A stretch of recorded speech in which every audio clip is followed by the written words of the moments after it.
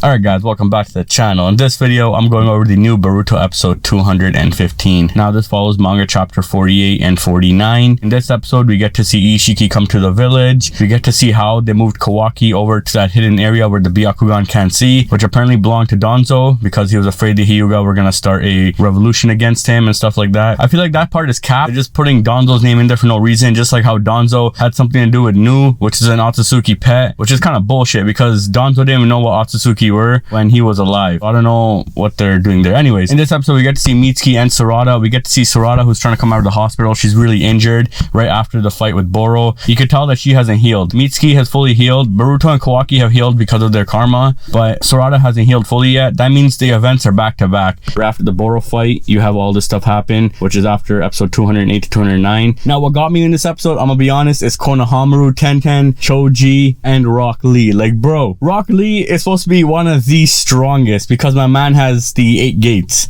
Alright, now for those saying, but you're wishing against a god, yo. Bitch, it ain't the same thing. My boy, my guy, went against Madara. He whooped Madara's ass. Madara would have died if this guy did not have the freaking healing powers that he had. Now, for those saying, you know, Rock Lee is weak, nah, my G. 8 gates will whoop his ass. Cause remember, Ishiki is a threat. Even Shikamaru said, I'm asking everybody to put their life on the line to fight the village. So why wouldn't Rock Lee not go out? Like, bro, they brought all the Jonin in there to get their ass whooped in 0.1 second. Now, the thing that gets me here is when Konohamaru tries Rasenganing Ishiki and he does some weird barrier shit. Now, what the hell was that barrier, bro? Where the fuck did that barrier come from? Like, that part made no sense to me because when he was fighting Kashin Koji, he just shrinks his Rasengan. He doesn't even bother putting a barrier up. So this sure went into more depth on what the hell that part was, where he just Rasengans it and he just blows up everything. Like, bro. And then don't get me started with Konohamaru, bro. Fucking Konohamaru. This guy got his ass whooped. Now, for those saying, but he's versing against a god, that's not the point. My boy took out a fucking Pain clone with the fucking Rasengan when he was a kid.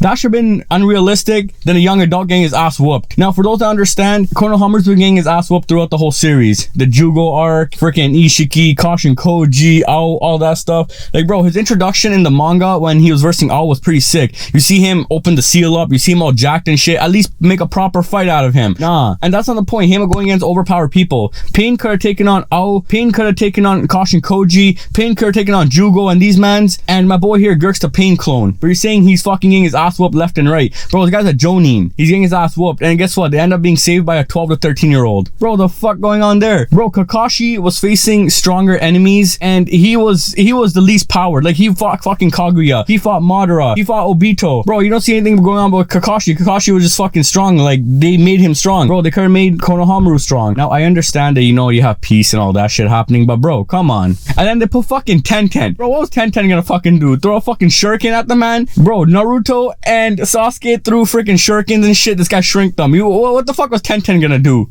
Maybe Choji, if he goes like super size mode, maybe something, because Ishiki can't make living things smaller, so that kind of would have made sense, but at the same time he could have made himself smaller and then, you know, disappeared.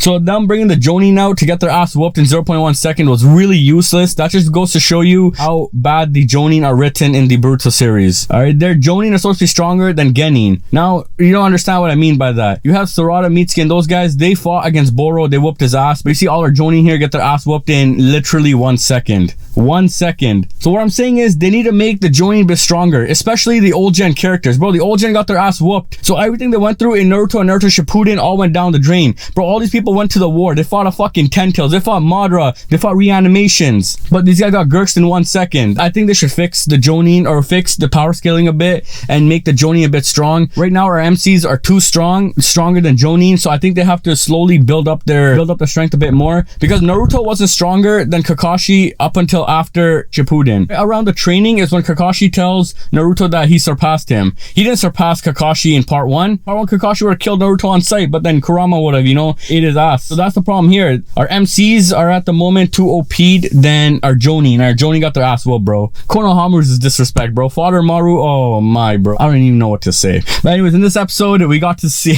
enough of my ranting. All right.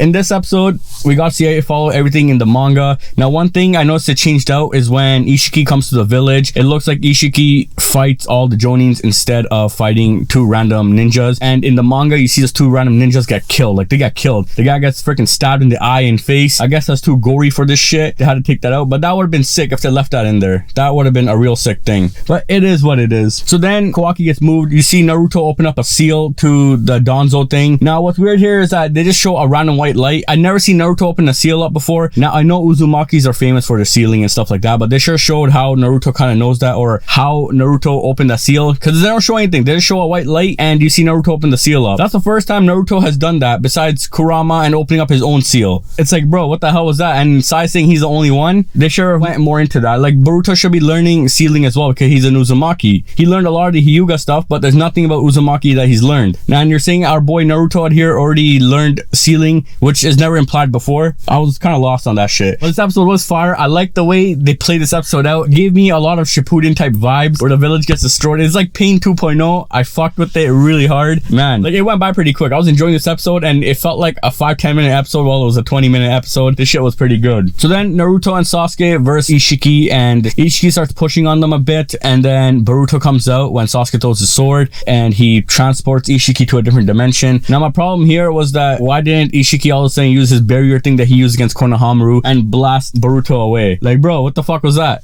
But then again, plot, because it follows the manga, so I don't blame that. But I'm saying they should have worked on that when fighting the Jonin versus Ishiki. In the manga, he fights two random Jonin. At least they show Ishiki killing a couple of people because he wanted to bring out, you know, more of their forces, or they were trade kawaki for other lives. But in this, they didn't bother with that. And like I said, they should not have done that part where he deflects the attack randomly without explaining what the hell that was. But then our boy Boruto here automatically just touched him and he dipped. Because the thing is that Ishiki teleported fast, as you've seen before. When Kashin Koji used his fraud, this guy just went boom, teleported. But when Boruto touched him, he didn't teleport anywhere. I understand he doesn't want to kill Boruto, but still. So then Boruto teleports him to that weird dimension. Now we finally get to see what that dimension is. It's all colorful and shit. It's all like nature wise. But in the manga, it was kind of hard to see. It felt like a rocky dimension. But then again, I guess it's a perfect setting to see what's going to happen in the next couple of chapters. The biggest fight is coming. The biggest fucking fight of the Boruto series is about to come. Now, I know there might be bigger fights in the future, but this, as of right now, is going to be the biggest and strongest fight. Because our boy Ishiki is the strongest. Like, he's at the fucking top. And our boy Naruto gonna have to Gurks a little one too, you know? But let's see how all this goes out. I like this episode. Next episode is gonna follow manga chapter 50 and then manga chapter 51 to 52. Holy.